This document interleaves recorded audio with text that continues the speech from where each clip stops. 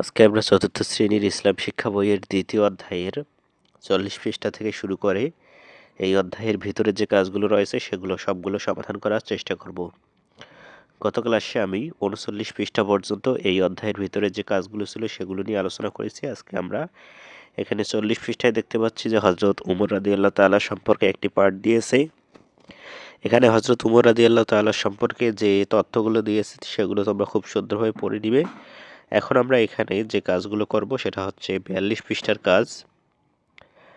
একটা হচ্ছে ক নম্বরে আমরা দেখি হজরত উমর রাদিয়াল্লাহু তাআলা এর জীবনচরণ সম্পর্কে আলোচনা করে একটি অনুচ্ছেদ লিখি। কাজটি জোড়াই করি। তো হজরত উমর রাদিয়াল্লাহু তাআলা সম্পর্কে আলোচনা করে উপরে যদি আমি পার্টটি পড়ি তাহলে কিন্তু আমরা হজরত উমর রাদিয়াল্লাহু তাআলার জীবনাচরণ সম্পর্কে জানতে পারবো। তো তার এই জীবনাচরণ সম্পর্কে জানার পর এই আলোকে একটি অনুচ্ছেদ আমাদেরকে তৈরি করতে হবে। তো এটার উত্তর এখন আমরা দেখার চেষ্টা করি। তো আমরা হজরত উমর রাদিয়াল্লাহু তাআলার জীবনাচরণ সম্পর্কে আলোচনা করে একটি অনুচ্ছেদ লিখি। আমরা যেভাবে এই অনুচ্ছেদটি লিখব সেটা হচ্ছে হজরত উমর রাদিয়াল্লাহু তাআলা ছিলেন ইসলামের দ্বিতীয় খলিফা এবং একজন অত্যন্ত ন্যায়পরায়ণ ও সাহসী শাসক। তিনি প্রজাদের সুখ দুঃখের খবর দেওয়ার জন্য গভীর রাতে ছদ্মবেশে ঘুরে বেড়াতেন এবং ক্ষুধার্তদের নিজের কাঁধে করে খাদ্য পৌঁছে দিতেন। তার বিচারে ধনী দরিদ্র আপন পর কোনো ভেদাভেদ ছিল না। এমনকি মদ্যপানের অপরাধে তিনি তার নিজ পুত্রকেও কঠোর শাস্তি দিয়েছিলেন। তিনি রাষ্ট্রীয় কাজে পরামর্শ নিতেন এবং সাধারণ মানুষের গঠনমূলক সমালোচনাও হাসিমুখে গ্রহণ করতেন। বিলাসিতাহীন সাধারণ জীবনযাপন এবং আল্লাহর কাছে জবাবদিহিতার ভয় ছিল তার চরিত্রের অন্যতম বৈশিষ্ট্য। তো এইভাবেই আমরা হজরত উমর রাদিয়াল্লাহু তাআলা এর জীবনচরণ সম্পর্কে একটি অনুচ্ছেদ তৈরি করবো। এরপর আমরা পরবর্তী কাজটি দেখি। তো এখন আমরা এখানে 42 পৃষ্ঠার যে খ নম্বরের কাজটি রয়েছে হজরত উমর রাদিয়াল্লাহু তাআলা এর জীবনচরণ অনুসরণ করে আমরা নিজেরা যে কাজগুলো করি বা করতে পারি তার একটি তালিকা তৈরি করি। এখন আমরা দেখব যে হজরত উমর রাদিয়াল্লাহু তাআলার জীবনচরণ বা জীবনী সম্পর্কে কোন কোন দিকগুলো আমরা আমাদের নিজেদের জীবনে অনুসরণ করতে পারবো।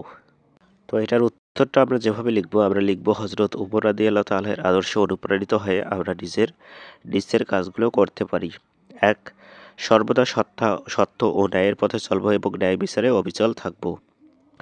২ নম্বরে আমরা লিখবো ক্ষুধার্ত ও অভাবী মানুষের খোঁজ নেব এবং সাধ্যমতো তাদের সাহায্য করব। ৩ নম্বরে আমরা লিখবো নিজের দায়িত্ব পালনে সর্বদা সজাগ থাকবো এবং কোনো কাজে অবহেলা করব না। এবং ৪ নম্বরে আমরা লিখবো সাধারণ অনাড়ম্বর জীবনযাপন করার চেষ্টা করব এবং অহংকার বর্জন করব।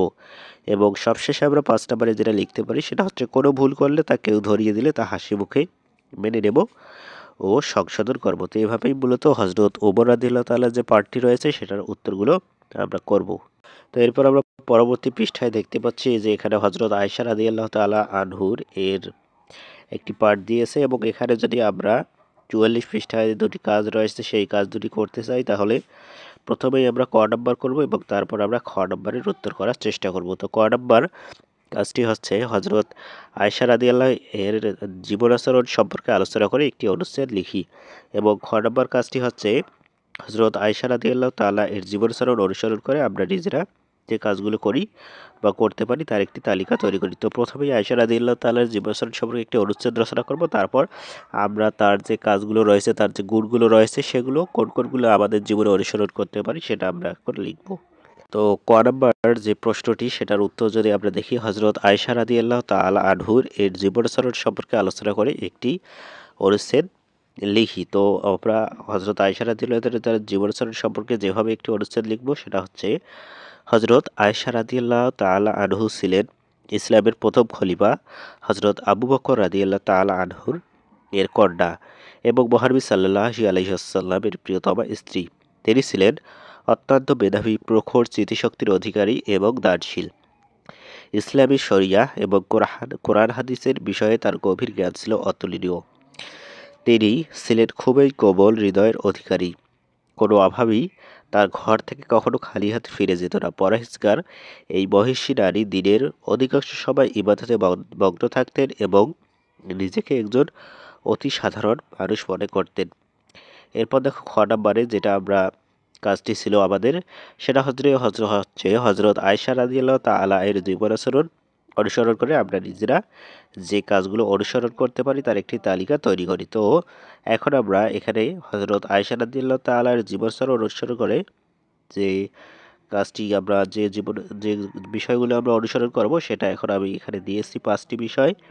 তো আমরা এক এক করে দেখি। 1 নাম্বার হচ্ছে মনোযোগ দিয়ে পড়াশোনা করব এবং ধর্মীয় ও নৈতিক জ্ঞান অর্জন করব। 2 নাম্বার সাধ্যমতো গরিব ও দুঃখী মানুষকে সাহায্য করব এবং দানশীল হব। 3 নাম্বার আমরা যেটা লিখব সেটা হচ্ছে নিজের প্রয়োজন থাকা সত্ত্বেও অন্য অভাবীকে খাবার বা সাহায্য দিয়ে ত্যাগ স্বীকার করব।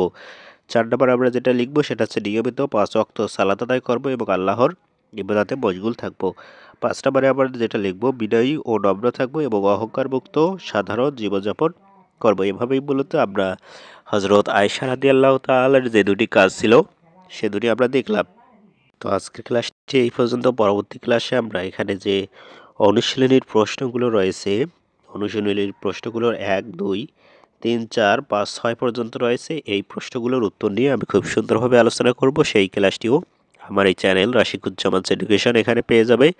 তার জন্য তোমাদের যেটা করতে হবে সেটা হচ্ছে ক্লাসের নিচে যে সাবস্ক্রাইব বাটন রয়েছে সেখানে তোমাদেরকে ক্লিক করতে হবে এবং বেল আইকনটি অন করে দিতে হবে যাতে এই ক্লাসটি দেওয়া মাত্রই তোমাদের কাছে নোটিফিকেশন আসে এবং তোমরা খুব সুন্দরভাবে ক্লাসটি করে নিতে পারো। আজকের ক্লাসটি করার জন্য অসংখ্য ধন্যবাদ।